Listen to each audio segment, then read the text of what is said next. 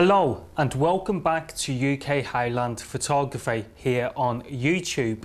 Today we're going to be having a look at one of the products we currently stock in our online shop. It is the Pixel Mago Speedlite for Canon. Now, when you get your Pixel Mago Speedlite and you open the box, you will find that you get one of these Pixel diffuser dome covers for the actual Speedlite itself.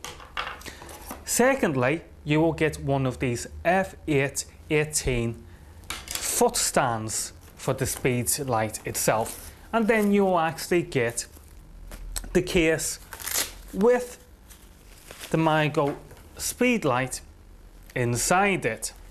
So let me put it on here for a second, and then we will discuss more about the Mago in detail. Now, you're also going to get one of these. You'll get a pamphlet that will explain how you do operate the actual Speedlite itself. Now, so let me tidy this up and put it away before I move on. So I no longer need this, and I no longer need the case. So I'll put it down here. So here we go. Again, we have the diffuser dome. So the diffuser dome just snaps on like so. Now, let's talk a little bit more about the Mago itself. The head doesn't have a lock and snap. Some Speedlites like the Nikon, actually, let me show you. So here's the Nikon SP900. This has a button here which you press and it locks and snaps, as you can see. However, the Pixel Mago does not have that. Instead, it just has this very flexible up and down movement that will just stay anywhere you actually place the head. Not only that, but it can also swivel around and do the same thing. Now, again, the lock and snap feature on the Nikon SP900, I'm not really keen on, because if you're working with it on like a boom stand, for example, then it can be a real pain to actually turn the head around. But having the head like it is the way it is here, then you can imagine if that was on a boom stand, then you could easily just move the head around. So I actually like that personally myself. Right. So how does the Pixel Mago compare to other Speedlites? Let's have a look then. Here I have got a SB600 Speedlite. Now, as you can see, the Mago actually does dwarf the SB600. So we've got the SB600 here, and we have got the Mago here. Now, how does the Mago compare with the SB900 Speedlite from Nikon? So here we go. So it looks, actually, as a matter of fact, the Pixel Mago is actually wider head-wise than the SB900 from Nikon. So there you can see it. We can actually see that we have the SB900 here, we have the Pixel Mago here, and we have the SB600 from Nikon here. Now, on the front of the Mago, we can see that it has this little cover. Now, if you remove this cover, you will see that that is in fact a lamp. Now, just let me quickly show you this. So, I'm just switching on now. I'm going to show you this lamp working, okay? You see that? That is a pretty cool feature which Pixel has installed on this light unit itself. Granted, you cannot turn down the power of the LED light, which is possibly something Pixel may want to be looking at in the future. You know, like for instance, if we turn the wheel dial, we should be able to turn down, increase or decrease the light and power, but currently we cannot do that. However, Pixel, please take this into mind later on future models. So again, you can see the LED light is a very good function to have. Now, another thing I want to quickly talk about is that the Pixel Mago is only for Canon, okay? Nikon users, we've lost out, because again, the Pixel Mago is only for Canon users. There's no talk about a Pixel Mago being made for Nikon users. So again, Canon users, are the guys that has won. So what's some of the features we have on the Pixel Mago itself? First of all, it is a TTL Speedlite. So let me show you this. I'm currently here now on TTL. Actually, you'll see, I'll put the photo up on screen now, video coming up on screen now. So I'm on TTL, and basically, if I press this minus and plus button, what happens is that I highlight the exposure values. Now, if I turn the wheel dial, you will see that I will either increase or I will decrease that actual exposure value of the Speedlite. So that is the TTL mode. Now, if I press the mode button, you will see that I've now switched on to manual mode. And in manual mode, I have now got the option by, again, pressing the minus or plus button, I will highlight what power setting it is that I want to change. So in this case, I have now highlighted it, and now I want to move the power up to, let's say, full blast.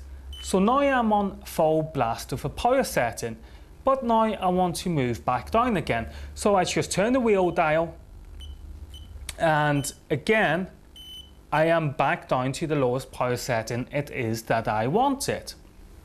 So there you have the manual mode. Have a look in the middle of the top buttons, we will see where it says zoom. All you do is you press that button. Once you press that button, it will highlight the millimeters. Now what you want to do, turn the wheel dial, and you will see that the zoom head will either increase or decrease depending on where it is that you move the wheel dial to. Now if you move the wheel dial all the way to the left, what happens is that you will put the zoom head into automatic zoom, which means when it's on your camera's focal length will be matched automatically by the Pixel Mago Speedlite. So that's a very good feature to have too. Right, so we're now having a look at the repeating flash mode of the Pixel Mago. So this is how it works. What you would do, you would press the multi button, and the multi button would highlight the number of times it is that you want to fire the Speedlite. So in this case, I'm going to dial in 40 times. And then if I press the multi button again, I come across to the Hertz section. So I'm going to say I'm going to want 100 Hertz. And then if we press the minus and plus button, you can see we've highlighted the power section. Now the thing is, when you increase the power of the flash, then what happens is the amount of times you've programmed into the Speedlite will actually decrease. This is because when you shoot your Speedlite on a higher power, then it takes the Speedlite a longer time to recharge, which is why your repeating flashes can't always be the same when you're shooting on higher power with your Speedlite. Again, the repeating flash mode is really only going to be used by the most advanced photographers amongst us. The optical wireless mode of the Pixel Mago is basically just like the Nikon creative lighting system. Being a Nikon shooter, then I'm unfamiliar with Canon's version of this off-camera infrared system. However, Canon uses the Pixel Mago is compatible with your off-camera infrared wireless system. What you would do with the Pixel Mago is you'd simply press the function button. When you press the function button, it will bring you in to either the master mode or the slave mode. Now, as you can see here, if we press the set button, then what happens is if we keep pressing it, we constantly scroll down icons. And then when we hit the master icon, if we press to the right, you will see that we've now turned on to slave mode of the actual Speedlite. And if you have a look now, you should be able to see the actual unit itself flashing on and off with its red LED. So there we go, there's the optical wireless side of it. You can set it to channels and you can set it to groups. So now let's move on to the lock function of the Speedlite. This is pretty cool because on the back of the Speedlite you have this lock, and if you switch the lock on, as you can see, it comes up on the LCD screen that the screen is now locked. And I think that is a pretty cool thing to have because it's such an easy lock to use and it works terrifically. So we'll take that back off again. The icon setup of the Pixel Mago. Do I like it? Of course I like it. The reason why I like the icon setup of the Pixel Mago is because unlike the SB900 from Nikon, then you have menus and pressing the menu button and then going into another menu within another menu. It's just so time consuming. However, with this icon system, which is built into the Pixel Mago, that's great. For example, listen to this. You hear them beeps? Throughout this entire video, you have been hearing the beeps from the Speedlite. Watch this. All I have to do is press the function button, highlight the beeps, turn it to the right or left, and there we go, it is off. Anything I do now, you will no longer hear the beeps. And that to me is awesome. It's the same. Press the function button again, move down, highlight autofocus on, switch autofocus off. It is that simple with this icon interface that Pixel has installed with the Pixel Mago. So overall, the Pixel Mago, in my books, it is a terrific, fantastic Speedlite, and I've said this to actually quite a few people now. I personally think that distributors of the Pixel Mago should be charging more than the price it is that they're actually charging for this Speedlite.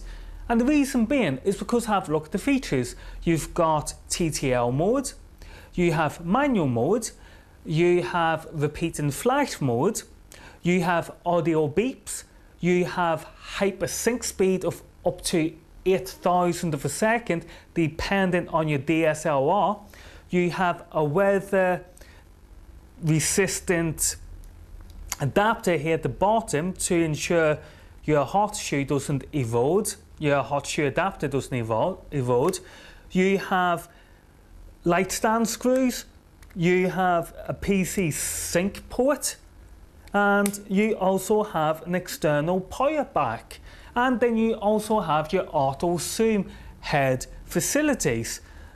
Now come on guys, these specs are of what you expect to find on the high-end models like the Nikon SB900, but again, no, you're also getting that with the Pixel Mago Speedlite. Guys, thank you for watching the video. Remember to subscribe to the channel, and when you get the time, check out our online shop over at www.ukhighland.com, where you will be able to buy one of these Pixel Magos if you are interested. Take care and see you all soon.